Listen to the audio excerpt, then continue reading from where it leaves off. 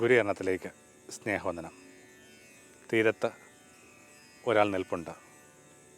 ജീവിതത്തിൻ്റെ ഗതികളെ ടേൺ അടുപ്പിക്കാൻ കൽപ്പുള്ള 180 ഡിഗ്രി തിരിച്ചുവിടാൻ കൽപ്പുള്ള ഒരാൾ. യേശു തിരക്ക് മീതെ നടന്നെന്നുള്ളത് എന്നെ ഒരു പ്രായത്തിൽ അത്ഭുതപ്പെടുത്തിയ കാര്യമായിരുന്നില്ല. എന്നാൽ അവൻ ഞങ്ങളുടെ തീരത്തുനിന്ന് ആരംഭിച്ചു എന്നുള്ളത് ചെറിയ പ്രായത്തിൽ ഇപ്പോഴും എന്നെ അമ്പരപ്പിക്കുന്നൊരു കാര്യമാണ്.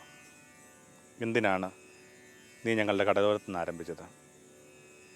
കടപ്പുറം തീരം എന്നൊക്കെ പറയുന്നത് വിളുമ്പാണെന്ന് ആർക്കാണ് അറിയാത്തത്? ഭൂപടത്തിൻ്റെ മാത്രം വിളുമ്പല്ല, അറിവ്, സമ്പത്ത്, സ്വാധീനം, അഴക്, സ്നേഹമൊഴികെ ബാക്കി എല്ലാത്തിൻ്റെയും വിളുമ്പ്. എല്ലാ ദുരന്തങ്ങളും സംഭവിക്കുന്ന വിളുമ്പുള്ളവർക്കാണ് നമുക്കറിയാം. അത് പടിഞ്ഞാറ് കടലായാലും കിഴക്ക് മലയോരത്തുള്ളവരായാലും ഇവിടെ സുനാമി എന്നോ ഇവിടെ ഉരുൾപൊട്ടൽ എന്നൊക്കെ പല പേരുകളിൽ അനുഭവപ്പെടുന്ന ദുരന്തങ്ങളൊക്കെ ആദ്യം കീഴ്പ്പെടുന്ന, ആദ്യം തകർക്കുന്ന വിളുമ്പിലുള്ള ഒരു ജീവിതമാണ്. ആ വിളുമ്പാണ് യേശുവിൻ്റെ ആദ്യത്തെ കളരി. തീരം കണക്ക് യേശു നിൽക്കുന്നു, അല്ലെങ്കിൽ തീരം തന്നെ എന്തൊരു ഭംഗിയുള്ള ആത്മീയ മെറ്റഫറ. എല്ലാ ജലയാനങ്ങളും ആ തീരത്തെ ലക്ഷ്യമാക്കിയ. ഇങ്ങനെ എവിടെയോ ഒരു ദിവസം അണയാമെന്നുള്ള സങ്കല്പത്തിലാണ് ഭൂമിയായി ഈ അലകളൊക്കെ ഈ സഞ്ചാരത്തിൽ ഏർപ്പെട്ടുകൊണ്ടിരിക്കുന്നത്. തിരകളൊക്കെ തീരത്തെ തേടുന്നത്. തീരം വലിയൊരു വിശാലതയുടെ കൂടി ഒരു പര്യായമാണ്. സോളമനെക്കുറിച്ച് വേദപുസ്തകം സാക്ഷ്യപ്പെടുത്തുന്ന ഇങ്ങനെയാണ്: അവന് ദൈവം കടൽ തീരം കണക്കൊരു മനസ്സ് കൊടുത്തു. നമ്മുടെ ഹൃദയങ്ങൾ ഇങ്ങനെ ഓരോരോ കുഞ്ഞറകളിലേക്ക്, കുടുസറകളിലേക്ക്, പ്രാവിൻകൂട് കണക്കുള്ള കുടുസറകളിലേക്ക് കുരുങ്ങുമ്പോൾ ആ കടൽ തീരം കണക്കൊരു മനസ്സ് എന്തൊരു ഭംഗിയുള്ള പ്രാർത്ഥനയാണ്. ഒപ്പം തീരം സ്വാഭാവികമായിട്ടും ഇങ്ങനെ വീണ്ടും വീണ്ടും നമുക്ക് തിരുത്തി എഴുതുന്നതിൻ്റെ ഒരു സൂചന, നമുക്കൊരു ഊഴം ലഭിക്കുന്നുള്ളതിൻ്റെ സൂചന. തീരത്തിങ്ങൾ എഴുതുന്ന എല്ലാത്തിനെയും ഒരു തിരവന്ന് മായ്ച്ചു കളയും. ചെറിയ പ്രായത്തിലൊക്കെ കുട്ടികളെന്ന നിലയിൽ അതായിരുന്നു ഞങ്ങളുടെയൊക്കെ കൗതുകം. ഇങ്ങനെ എന്തെങ്കിലുമൊക്കെ ഇങ്ങനെ കടലോരത്ത് വിശേഷിച്ച് ഇങ്ങനെ കടലമ്മ കള്ളിയിൽ നിന്നൊക്കെ എഴുതി കഴിഞ്ഞാൽ ആ സെക്കൻഡ് വന്നിട്ട് തിര വന്നിട്ട് മായ്ച്ചു കളയെന്ന് പറയുക. അപ്പോൾ എഴുതിയതൊക്കെ മായ്ച്ചിട്ട് നിങ്ങൾക്ക് പുതുതായിട്ട് എഴുതാൻ പറ്റുമെങ്കിൽ ജീവിതം ആ ഫിലോസഫിയിലൊക്കെ പറയുന്ന നമുക്കൊരു ടാബ്ല രാസ തുടച്ച് വൃത്തിയാക്കിയ ആ സ്ലേറ്റ് കണക്ക് നമുക്കൊരു ഊഴം കിട്ടുമെങ്കിൽ നിശ്ചയമായിട്ടും എന്തൊക്കെ ഭംഗിയുള്ള സൂചനകളാണ് തീരമെന്ന് പറയുന്ന ആത്മീയ രൂപം നമുക്ക് സമ്മാനിക്കുക. കഠിനാധ്വാനത്തിൻ്റെ വിഫലമായ ഒരു മണിക്കൂറിലായിരുന്നു യേശു ആ തീരത്ത് വന്നത്. യേശു ആദ്യം അവർ അധ്വാനത്തിലല്ല ശ്രദ്ധിച്ചത്. യേശു പറഞ്ഞു, നിങ്ങൾ വഞ്ചിതെല്ലെന്ന് മാറ്റിയിടുക. എന്നിട്ട് വഞ്ചിയിലിരുന്നു കൊണ്ട് അവൻ ആൾക്കൂട്ടത്തെ പഠിപ്പിക്കാൻ തുടങ്ങി. വലിയ ജീവിതത്തിൻ്റെ സത്യങ്ങളെ വെളിപ്പെടുത്തുന്ന ലളിതമായ വാക്കുകളുടെ താക്കോലുകൾ അവർക്ക് ലഭിക്കും. ആ വലിയ ഭംഗിയിൽ കൗതുകത്തിൽ മറന്ന് ഇരിക്കുമ്പോഴാണ് യേശു അവരുടെ ഭൗതിക ജീവിതവുമായിട്ട് അതിനെ ബന്ധപ്പെടുത്താനായിട്ട് ആഗ്രഹിച്ചത്. യേശു അവരോട് ചോദിച്ചു, നിങ്ങൾക്ക് ഒന്നും കിട്ടിയില്ലല്ലേ? ഇനി ആഴങ്ങളിലേക്ക് വലയെറിയുക. നമ്മൾ കുറച്ച് മുമ്പൊക്കെ ചർച്ച ചെയ്തിട്ടുള്ള വിഷയമാണ്. ജീവിതം വല്ലാതെ ഉപരിതലത്തേക്ക് ഒരുങ്ങിപ്പോവുക. ആരും ഒന്നിൻ്റെയും ആഴത്തിലേക്ക് പ്രവേശിക്കുന്നില്ല. ഈ പെരിഫറിയിലുള്ള തൊലിപ്പുറത്തുള്ള അനുഭവങ്ങൾ മാത്രം മതിയെന്ന് എല്ലാവരും കരുതുക. കലയിലായാലും സിനിമയിലായാലും ഒക്കെ നമ്മൾ കാണുന്നുണ്ടെങ്കിൽ ചപലതകൾ വലിയ ആഘോഷമായിട്ട് കൊണ്ടാടപ്പെടുന്നു. ആ ക്ലാസിക്സ് എന്ന് പറയുന്ന ഒന്നും ഒരിടത്തും ഇപ്പോൾ അപ്പിയർ ചെയ്യുന്നില്ല. മനുഷ്യർക്ക് മാത്രമല്ല, ഈ മനുഷ്യനായി ബന്ധപ്പെട്ട സമസ്ത മേഖലയ്ക്കകത്തും ഈ ആഴമില്ലായ്മയുടെ ഒരു വല്ലാത്ത പരിഭ്രമം ചിന്തിക്കുന്ന മനസ്സുകൾക്ക് ഉണ്ടാകുന്നുണ്ട്. ഒന്നങ്ങനെ വൃക്ഷങ്ങളുടെയൊക്കെ ആയുസ് നമ്മളെങ്ങനെ മനസ്സിലാക്കുന്നത്? വൃക്ഷങ്ങളുടെ ആയുസ് മനസ്സിലാക്കുന്ന അതിൻ്റെ വാർഷിക വലയങ്ങൾ ഇങ്ങനെ എണ്ണിയെടുത്തുകൊണ്ട്, എന്നിട്ടും ആ 15-ലെത്തിയ നമ്മുടെ ഈ 45 വയസ്സിലെത്തിയ നമ്മളെ ആന്തരിക വലയങ്ങൾ എണ്ണി നോക്കുമ്പോൾ അതിനകത്ത് കാര്യമായ വ്യത്യാസങ്ങളുണ്ടോ എനിക്ക് അറിഞ്ഞുകൂടാ. നമ്മൾ ഏതാണ്ട് ആ പഴയ കുഞ്ഞുങ്ങളായിട്ട് തന്നെ നിലനിൽക്കുന്നു. ഇങ്ങനെ ആഴങ്ങളിലേക്ക്, സ്നേഹത്തിൻ്റെയും കരുണയുടെയും നന്മയുടെയും മാപ്പ് കൊടുക്കലിൻ്റെയും ഒക്കെ ആഴങ്ങളിലേക്ക് നമ്മുടെ കുഞ്ഞ് നൗകയെ ഇറക്കിക്കൊണ്ടുപോകാനായിട്ട് അവിടെ നിന്ന് ആഗ്രഹിക്കുന്നുണ്ട്. ജീവിതത്തിൻ്റെ ഒരു സ്ട്രെസ്സിനെ കുറിച്ച് എല്ലാവരും പറഞ്ഞുകൊണ്ടിരിക്കുന്നത്. എല്ലാ സ്ട്രെസ്സും സമ്മർദ്ദവും ഒക്കെ ഈ തീരത്ത് നിൽക്കുന്നവർക്കാണ്. എന്തിങ്ങനെ ആസ്വദിച്ച് ആഗ്രഹിച്ച് ഉള്ളിലോട്ട് പോകുന്നവർക്ക് അത്ര ഒരു കാര്യങ്ങൾ അനുഭവപ്പെടില്ല. ഈ ഒരു പ്രതികരണം എടുക്കുമ്പോൾ ഈ കാര്യം മനസ്സിലാകും. അലകളും തിരകളും ഒക്കെ തീരത്ത് മാത്രമോ? നിങ്ങളുടെ കട്ടമരത്തെ മുമ്പോട്ട് കൊണ്ടുപോകാനായിട്ട് തയ്യാറാകുമ്പോൾ കടലിങ്ങനെ വീട്ടുമുറ്റത്തെ കുളം കണക്ക്, ഒരു കോപ്പയിലെ ജലം കണക്കൊക്കെ ശാന്തമാകുന്നു. പിന്നീട് യേശു അവരോട് പറഞ്ഞു, വരിക മനുഷ്യരെ പിടിക്കുന്നവരാക്കാം. ഇത്രയും ഭംഗിയുള്ള ഒരു കവിത ഒരു പക്ഷേ ലോകചരിത്രത്തിൽ മറ്റൊരിടത്തും നമുക്ക് അതിന് തുല്യമായിട്ട് ഒന്നുമില്ലെന്ന് കരുതുന്ന ഒരാളാണ് ഞാൻ. ഓരോരുത്തരുടെയും ജീവിത സാഹചര്യങ്ങളിൽ നിന്ന് ഭംഗിയുള്ള ചില മേഖലകളിലേക്ക് അവരുടെ ജീവിത ബിംബങ്ങളെ ട്രാൻസ്ലേറ്റ് ചെയ്യിപ്പിക്കുന്ന രീതി. മീൻ പിടിക്കുന്നവരോട് പറയുകയാണ്, ചെറിയ ചെറിയ ചൂണ്ടയിൽ മീൻ പിടിക്കുന്നവരും വലയെറിയുന്നവരോടൊക്കെ പറയുകയാണ്, മനുഷ്യനെ പിടിക്കുന്നവരാക്കാം. ഇത്ര പെട്ടെന്നാണ് മനുഷ്യന് ഒരു ഉത്കൃഷ്ടത ഉണ്ടാകുന്നത്, അവനവൻ്റെ ജീവിതത്തോട് ഔന്നത്യമുണ്ടാകുന്നത്. വല്ലാതെ അപകർഷത അനുഭവപ്പെടുന്ന ഒരിടത്തിൻ്റെ പേരാ തീരം. കടപ്പുറത്തു നിന്നുള്ള ഒരാളെന്ന നിലയിൽ ഒരു പക്ഷേ അത് അവിടെ നിന്നുള്ള ഒരാളാണെന്ന് പറയാനുള്ള ധൈര്യം പോലും എനിക്ക് കിട്ടി തുടങ്ങിയിട്ട് അധികം കാലമായിരുന്നിട്ടില്ല. മനുഷ്യർക്ക് അതിനകത്ത് വലിയ അപകർഷതയുണ്ട്. വിശേഷം നമുക്ക് ഈ പീറ്ററിനെയൊക്കെ വലിയ മുക്കുവൻ എന്നാണ് നമ്മൾ വിളിക്കുന്നത്. ഇപ്പോഴും ഒരാൾ മാർപ്പാപ്പയായി കഴിയുമ്പോൾ അയാൾ വലിയ മുക്കുവനായെന്നൊക്കെയാണ് പറഞ്ഞുകൊണ്ടിരിക്കുന്നത്. അങ്ങനെ ആ മുക്കുവനെന്ന് പറയുന്ന ഒരു ബിംബത്തെ, ഒരു തൊഴിലിനെ ഇങ്ങനെ കാലത്തിൻ്റെ അതിരുകളിലേക്ക് യേശു നമുക്ക് വേണ്ടി നീട്ടിത്തന്നൊക്കെ എനിക്ക് പലപ്പോഴും അനുഭവപ്പെടുന്നുണ്ട് ആ വാക്കിനകത്ത്, വലിയ മുക്കുവൻ. അപ്പോൾ ആ വലിയ മുക്കുവൻ എന്ന നിലയിൽ പോലും ആ മനുഷ്യൻ അനുഭവിച്ചിരുന്ന അപകർഷതയെക്കുറിച്ച് നമുക്ക് നല്ല ധാരണയുണ്ട്. ഉദാഹരണത്തിനായിട്ട് ഈ ഒരു ഭാഗത്തിനകത്ത് യേശു ശിഷ്യന്മാരെ വിളിക്കുന്ന ആ ഭാഗത്തിന് ശേഷം വലിയ അത്ഭുതകരമായ മീൻപിടുത്തം ഉണ്ടാകുമ്പോൾ, വലിയ ചാകര ഉണ്ടാകുമ്പോൾ ഈ മനുഷ്യൻ മുട്ടിൽമേൽ നിന്നിട്ട് യേശുവിനോട് പറയുകയാണ്, നീ ഞങ്ങളുടെ തീരം വിട്ടു പോവുക, ഇത് പാപികളുടെ തീരോ. ഇത്തരം ഒരു വല്ലാത്തൊരു അപകർഷത. കാരണം എപ്പോഴും ഇത്തരം ചില തൊഴിലുകളിൽ ഏർപ്പെടുന്നവർക്ക് അങ്ങനെ ഒരു കുറക്ക്, വിശേഷം ഈ അടുത്ത കാലത്ത് തന്നെയുള്ളൊരു കുഞ്ഞനുഭവം ഓർമ്മിക്കുകയാണ്. എന്നെ ഫിഷിംഗ് ഹാർബറിൻ്റെ തൊട്ടടുത്തായിട്ട് അവിടെ ഓരോ കാര്യങ്ങളിൽ ഏർപ്പെടുന്ന, ലേലം ചെയ്യുന്നതൊക്കെ വളരെ സുഹൃതമുള്ള, വളരെ നന്മയുള്ള, വളരെയേറെ പഠിച്ചിട്ടുള്ള വ്യക്തികൾ വന്നിട്ട് പറയുന്നു, ഞങ്ങൾക്കൊരിക്കലും ഞങ്ങളുടെ ഒരു സൗമ്യഭാവങ്ങൾ ഞങ്ങൾക്കിവിടെ കാട്ടാനായിട്ട് പറ്റുന്നില്ല. ഞങ്ങളുടെ ഈ തൊഴിലുമായി ബന്ധപ്പെട്ട് ലേലം വിളിക്കുമ്പോഴൊക്കെ ആരാണെന്ന് പോലും മുഖം കാണാതിരിക്കാൻ വേണ്ടി ഞങ്ങൾ മുഖം താത്തിയെന്നുകൊണ്ടാണ് പലപ്പോഴും ലേലം വിളിക്കുക. അപ്പോൾ ഈ തൊഴിലുമായി ബന്ധപ്പെട്ട് തങ്ങൾക്ക് എന്തോ ഒരു കുറവുണ്ടെന്നൊക്കെ ഒരു മട്ടിൽ, തങ്ങളുടെ ആ ഒരു ബിഹേവിയറിന് തന്നെ എന്തോ ഒരു കുഴപ്പമുണ്ടെന്ന മട്ടിലൊക്കെ ഉള്ള വിചാരങ്ങൾ ഇപ്പോൾ പോലും മനുഷ്യർ പുലർത്തുന്നുണ്ട്. പിന്നീട് ഈ ഒരു ബോധം കൃത്യമായിട്ട് പത്രോസ് സൂക്ഷിച്ചതായിട്ട് നമുക്ക് തോന്നുന്നുണ്ട്. യേശു പത്രോസിൻ്റെ കാല് കഴുകുമ്പോഴൊക്കെ അത് ആദ്യം യേശുവിനെ തടയുന്നുണ്ട്. പിന്നെ അതിൻ്റെ ആ ഒരു റെലവൻസ് എന്താണെന്ന് പറഞ്ഞു കൊടുക്കുമ്പോഴേക്ക്, അതെന്താണ് അതിൻ്റെ പ്രസക്തി എന്ന് പറഞ്ഞു കൊടുക്കുമ്പോഴും, എന്തിനു വേണ്ടിയാണെന്ന് പറഞ്ഞു കൊടുക്കുമ്പോഴും പെട്ടെന്ന് പത്രോസ് പറയുന്നത് എന്താണ്, നീ അങ്ങനെയെങ്കിൽ എന്നെ അടിമുടി കുളിപ്പിക്കുകയാണ് പറയുന്നത്. അങ്ങനെ അടിമുടി അശുദ്ധിയിൽ ജീവിക്കുന്ന ഒരാളെന്നൊക്കെ നിലയിലുള്ള അത്തരം അപകർഷതയിലൊക്കെ പെട്ടിരുന്ന ആളാണ്. പൊതുവേ സാധാരണ യഹൂദർ ഈ ഒരു മേഖലയിൽ ഒഴിവാക്കിയിരുന്നൊക്കെ ആയിട്ടുള്ള വേദപുസ്തക പഠനങ്ങളൊക്കെ നമുക്കുണ്ട്. അപ്പോൾ അത്രയും അപകർഷത അനുഭവിക്കുന്ന ഒരു തീരത്തിന് ആത്മാഭിമാനം കൊടുക്കാൻ വേണ്ടിയാണ് യേശു വന്നത്. എന്തൊരു ആത്മാഭിമാനം യേശു കൊടുക്കുന്നത്. മീൻപിടുത്തക്കാർ മനുഷ്യരെ പിടിക്കുന്നവരാക്കി അവരെ ഭൂമിയുടെ അതിരുകളിലേക്ക് പോകാനായിട്ട് ആവശ്യപ്പെടുന്നു. അവർക്ക് വലിയ ഉത്തരവാദിത്തങ്ങൾ കൊടുക്കുന്നു. എന്തൊരു ഇൻസ്റ്റൻ്റായിട്ടുള്ള റെസ്പോൺസ് കൂടി അവരുടെ ഭാഗത്ത് നിന്ന് ലഭിക്കുക. കൃത്യമായിട്ട് നമ്മൾ വായിച്ച് കേൾക്കുന്ന ഇത്രയും വലിയ ചാകര, ഇത്രയും വലിയ മീനനുഭവങ്ങൾക്ക് മുമ്പിൽ നിന്നിട്ട് നമ്മൾ വായിച്ച് കേൾക്കുന്ന എന്താണ്, അവർ വഞ്ചിയും വല ഉപേക്ഷിച്ചിട്ട് അവരെ പിന്നാലെ പോയെന്ന് പറയുന്നത്. അപ്പോൾ ജീവിതത്തിലുണ്ടായ ഈ വലിയ നേട്ടങ്ങൾ ഇയാളുമായി ബന്ധപ്പെട്ട് നിൽക്കുമ്പോൾ വളരെ ചെറുതാണെന്ന് അവർക്ക് മനസ്സിലായി.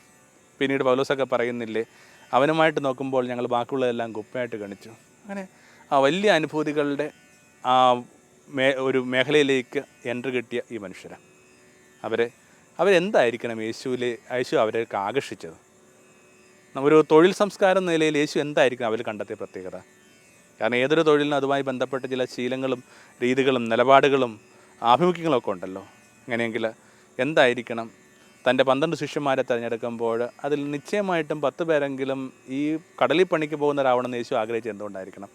യൂഡസിനെക്കുറിച്ച് നമുക്കൊരു തർക്കമുണ്ട്, അയാൾ എന്ത് തൊഴിലാണ് ഏർപ്പെട്ടെന്ന് നമുക്ക് അറിഞ്ഞുകൂടാ.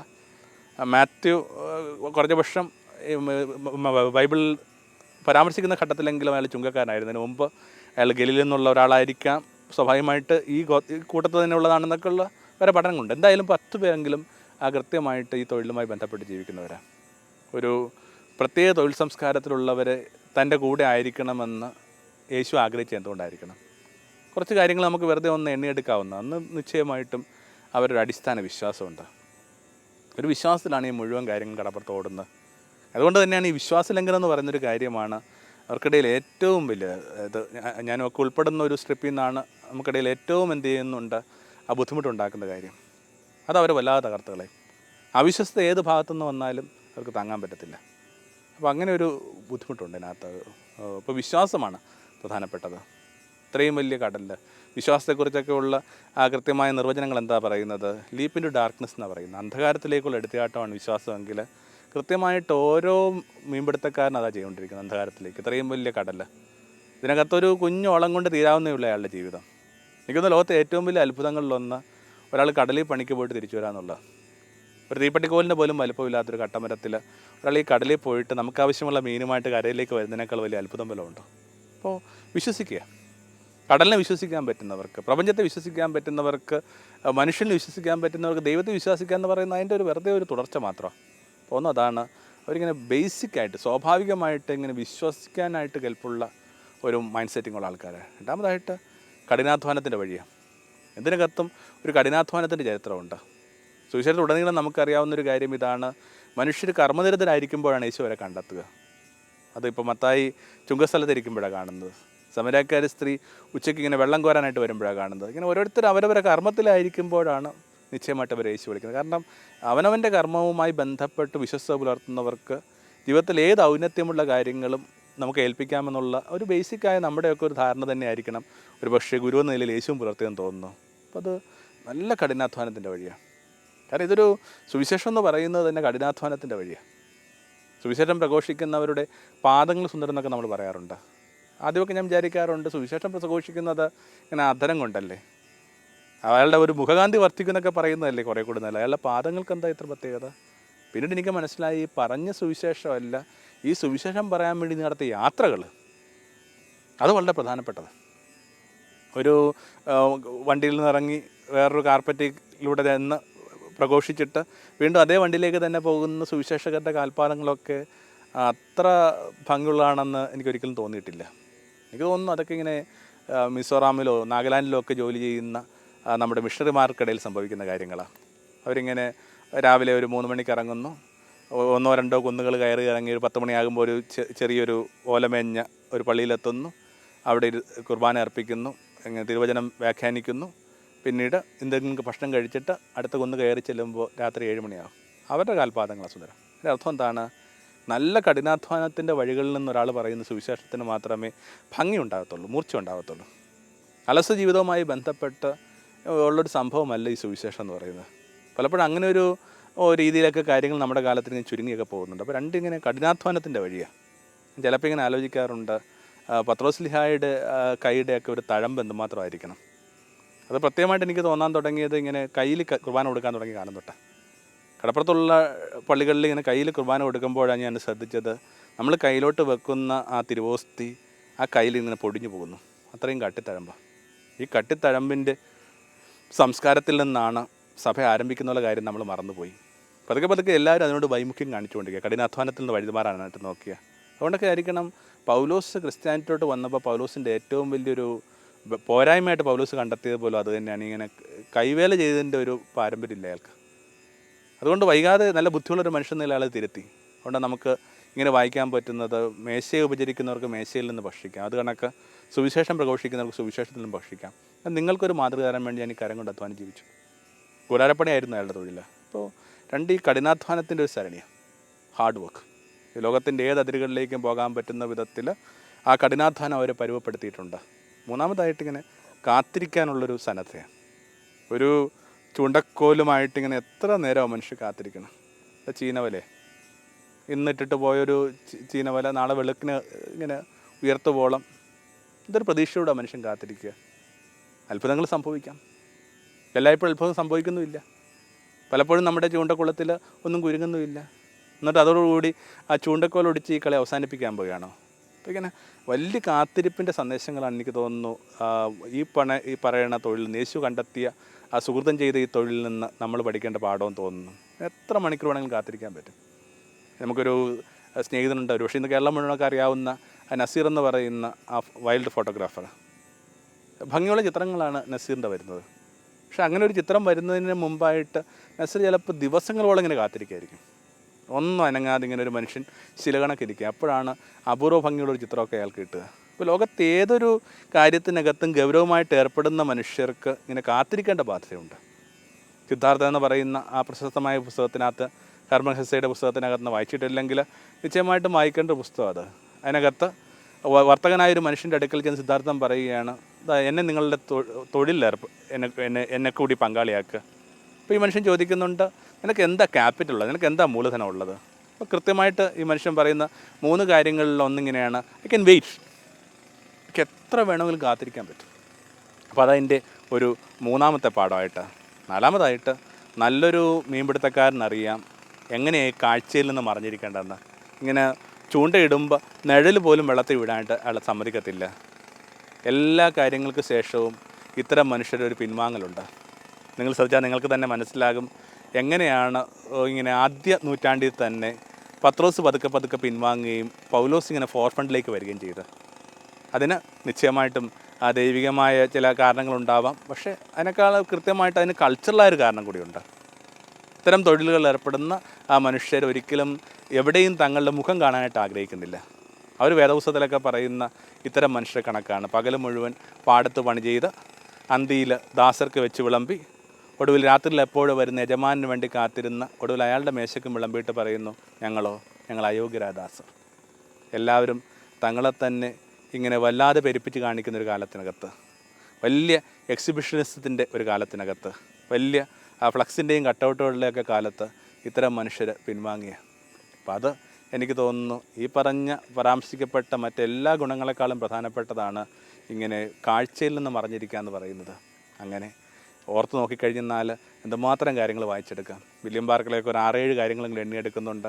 അടുത്ത കാലത്ത് വായിച്ചൊരു പുസ്തകത്തിനകത്ത് എന്നും റിന്യൂ ചെയ്യുന്നവനാണ് മുക്കുവൻ എന്നൊക്കെ ഉള്ള സങ്കല്പമുണ്ട്. എല്ലാ ദിവസവും അയാളിങ്ങനെ വല കെട്ടും. നിങ്ങൾ കടപ്പുറത്ത് പോയി കഴിഞ്ഞാൽ നിങ്ങൾക്ക് മനസ്സിലാകും, കടലിൽ പണിയില്ലാത്ത സമയം മുഴുവൻ ഇങ്ങനെ വല മിനുക്കിക്കൊണ്ടിരിക്കുന്ന മനുഷ്യരാണ്. അപ്പോൾ ഓരോ ദിവസവും ഇങ്ങനെ വല മിനുക്കുന്ന മനുഷ്യർ. പിന്നെ നല്ലൊരു മുക്കുവനറിയാം ഓരോ മീനും ഓരോ തരം വലയാണ് വേണ്ടത്. ഓരോ ഇങ്ങനെ അത് ചെറിയ മഴക്കാലത്ത് ഒരു വയൽവരമ്പിലൂടെ ഒരു ചെറിയ വലയൊക്കെ ആയിട്ട് നടന്നവർക്ക് പോലും അറിയാം ഓരോന്നിനും ഓരോ തരം മീനാണ്. ചൂണ്ടയ്ക്ക് പോലും ഉണ്ടല്ലോ വ്യത്യാസം, വലിയ മീനുകളെ പിടിക്കാനും ചെറിയ മീനുകളെ പിടിക്കാനുമായിട്ട്. അപ്പോൾ ഓരോരുത്തർക്കും ഇണങ്ങിയത് എന്താണെന്നുള്ളതിനെക്കുറിച്ച് കൃത്യമായ ധാരണയുണ്ട്. എല്ലാവർക്കും വേണ്ടിയും എല്ലാമായി ഞങ്ങൾ മാറിയെന്നൊക്കെ പറയുന്ന പൗലോസിൻ്റെ വാക്ക് ഇതിനോട് കൂട്ടി വായിക്കാവുന്ന. എന്തുമാവട്ടെ, സുവിശേഷം തുടങ്ങുന്നതും ഈ തീരത്ത് തന്നെയാണ്, ഗലീലിയ തീരത്ത് നിന്ന് തന്നെയാണ്. അത് അവസാനിക്കുന്നതും ആ തീരത്ത് തന്നെ. യോഹന്നാൻ്റെ സുവിശേഷം 21-ാം അധ്യായത്തിലെത്തുമ്പോൾ ഒരു കടൽ പോലും അല്ലെന്നൊക്കെയാണ് പറയുന്നതിന്. അതൊരു വലിയ തടാകം കണക്ക് അനുഭവപ്പെടുന്നുണ്ട്. എന്തുമാവട്ടെ, ലൂക്കാസ് സുവിശേഷം എന്നെ വിളിക്കുന്ന തടാകമെന്നാണ്. കാരണം വലിയ കപ്പൽ യാത്ര നടത്തിയ ഈ മനുഷ്യന് അതൊരു തടാകം കണക്കൊക്കെ ആയിട്ട് അനുഭവപ്പെടുന്നത്. അല്ല, ലേക്ക് എന്നൊരു വാക്കാണ് കൂടുതൽ ഉപയോഗിക്കുന്നത്. അപ്പോൾ സുവിശേഷം തീരുമ്പോഴും യേശു കടപ്പുറത്തുണ്ട്. ഒരിക്കൽ അവരുടെ ജീവിതത്തെ വേറൊരു വഴിയിലേക്ക് തിരിച്ചു വിട്ടയാൾ ഉയർപ്പിന് ശേഷം ആ കടപ്പുറത്ത് നിൽക്കുകയാണ്. വേദപുസ്തകം പറയുന്നത് ഇങ്ങനെയാണ്, ഉഷസ്സായപ്പോൾ അവൻ തീരത്ത് വന്നിരുന്നു. അല്ലെങ്കിൽ ഭൂമിയുടെ ഉഷസ്, ഈ പാവപ്പെട്ട മുക്കുവരുടെ ഉഷസ്സിൻ്റെ പേരാണ് യേശു. അടുത്ത കാലത്തായിട്ട് ഞങ്ങൾ 2-3 പേര് കൂടി ചേർന്നിട്ടൊരു 1-2 ബൈബിൾ ചിന്തകൾ കവിതകളാക്കിയിട്ടുണ്ട്. അതിൽ ജോസ് സുരേഷ് എന്ന് പറയുന്ന എൻ്റെ ഒരു സ്നേഹിതൻ എഴുതിയ വരികൾ ഒരു പക്ഷേ ഈ ഒരു ആശയം എടുത്തുകൊണ്ട് അത് നമുക്കൊന്ന് ജെയ്റ്റിസ് എന്ന് പറയുന്ന എൻ്റെ സഹോദരൻ പാടുന്ന കേൾക്കാം.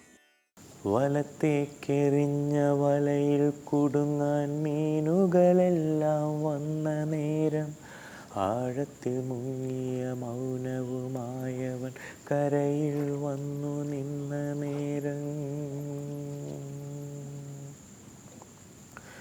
വലത്തേക്കെറിഞ്ഞ വലയിൽ കുടുങ്ങാൻ മീനുകളെല്ലാം വന്ന നേരം, ആഴത്തിൽ മുങ്ങിയ മൗനവുമായവൻ കരയിൽ വന്നു നിന്ന നേരം. സൂര്യനെ തൊട്ടതുപോൽ ഞാൻ പൊള്ളിപ്പോയി, വെൺശങ്കൂതിയുണർന്നൊരു കടലെന്നിൽ. അവൻ്റെ മിഴിയിലുടക്കി എൻ്റെ യാത്രകളെല്ലാം, അവൻ്റെ നെഞ്ചിൽ നങ്കൂരമിട്ടൻ ജീവിതവും. വലത്തേക്കെറിഞ്ഞ വലയിൽ കുടുങ്ങാൻ മീനുകളെല്ലാം വന്ന നേരം, ആഴത്തിൽ മുങ്ങിയ മൗനവുമായവൻ കരയിൽ വന്നു നിന്ന നേരം.